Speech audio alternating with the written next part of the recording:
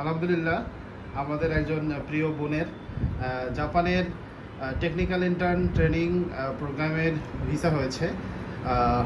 আপনার অনুভূতি কীরকম একটু যদি বলতেন।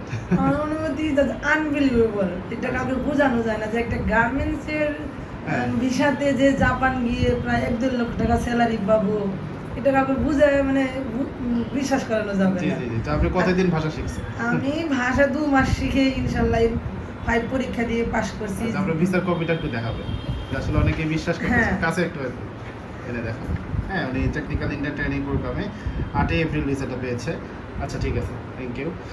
আসলে বাংলাদেশে বেশিরভাগ মেয়েরাই যারা গার্মেন্টসে জব করতেছে তারা বিশ্বাস করতে চায় না। তারা মনে করে কি যে জাপান গেলে মনে হয় যে কোনো ক্ষতিগ্রস্ত সম্মুখীন হবে, ভালো স্যালারি পাবে না, এরকম কিছু। আসলে কি বিষয়টা তাই?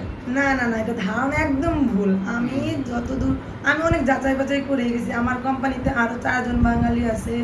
আমার দেখা প্রায় 1-150 বাঙালি মেয়ে আছে যারা জাপানে গেছে। কোন কোন ডিস্ট্রিক্ট গেছে সেটাও আমার মুখস্থ মোটামুটি। আচ্ছা। আমি বলতেছি যারা নতুন তারা ওই বাংলাদেশে জর্ডান শুধু ফ্রি ভিসা 20-30 হাজার টাকা বেতনের জন্য না ঘুরে কিন্তু জাপান আসা যায়। একটু পড়াশোনা করে যদি জাপানে আসে, গার্মেন্টসের মেয়েদেরও ভাগ্য খুলে। সবকিছু মিলে আপনার ভিসা পাওয়া পর্যন্ত কতদিন সময় লাগলো? আমার মোটামুটি কোম্পানি বুঝে, অনেক কোম্পানি 3 মাসে, 6 মাসে। আমার কোম্পানি আমি 1 বছরে।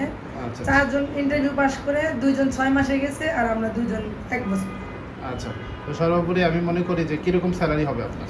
আমার সবকিছু কেটে 1 লাখ টাকা স্যালারি, ওভার টাইম দিয়ে 1-1.5 লক্ষ টাকা আসে আমার কোম্পানি নিয়ে। আচ্ছা, তাহলে তো অনেক স্যালারি, গার্মেন্টস সেক্টরে অনেক স্যালারি। হ্যাঁ, 1.5 লক্ষ টাকা আসে।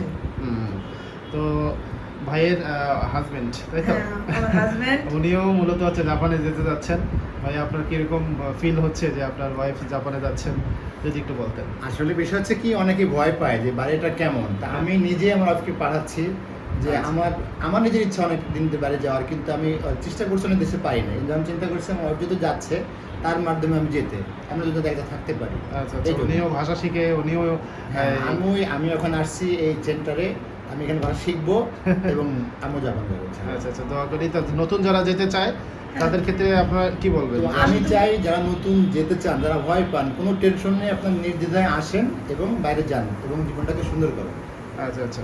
তো ম্যাডাম, এখন পর্যন্ত আপনি জাপানিজ ভাষা শিখছেন, জেএলপিটি পাস করছেন কত মার্কস নিয়ে? 105।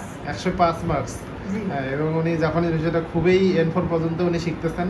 তো আশা করি যত বেশি ভালো জাপানিজ পারবেন, জাপানে গিয়ে আপনার আমার ইচ্ছা আমি N1 পাস করব ইনশাআল্লাহ। আপনি যদি ওখানে গিয়ে এই ধরনের অ্যাবিলিটি থাকে যে আপনি ছুটির দিনগুলোতে পড়াশোনা করবেন, হ্যাঁ, আমি তো তাহলে আপনি ইনশাআল্লাহ। আমি মনে করি যে বাংলাদেশ অনেক পিছিয়ে আছে। হুম। আর মেয়েরা, আমি মনে করি আমি দেখে দিব মেয়েরাই যে পিছিয়ে থাকে তা না, আচ্ছা। মেয়েরাও পারে। জি, থ্যাংক ইউ সো মাচ। ভালো থাকবেন। আল্লাহ আপনাদের ভালো কিছু করুক, দান করুক। আল্লাহ হাফিজ।